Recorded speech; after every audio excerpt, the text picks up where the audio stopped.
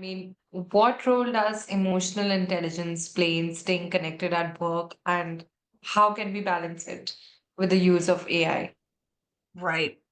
I heard something really interesting the other day. There's been a lot of talk about emotional intelligence, EQ this, EQ that, and absolutely incredibly important work to develop that empathy piece, right? And I think more and more that's important. But one thing that also came up is, you know, empathy is one thing, but compassion is another, right?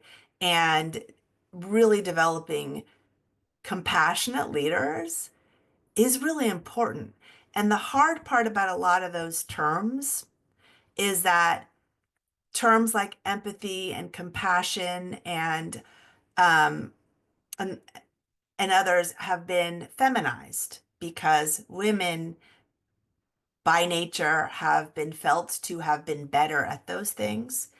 And so those terms have been feminized so that when men as leaders are described as compassionate and empathetic, it's a matter of language and it's viewed as not as important of a leadership trait, if this makes sense.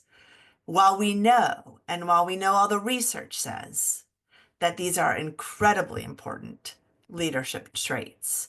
So, the role that it plays in AI is really around continuing to develop those skill sets in all our leaders so that, again, we can be ethically and reasonably and effectively using AI in our day-to-day lives, I think, and also in our organizations.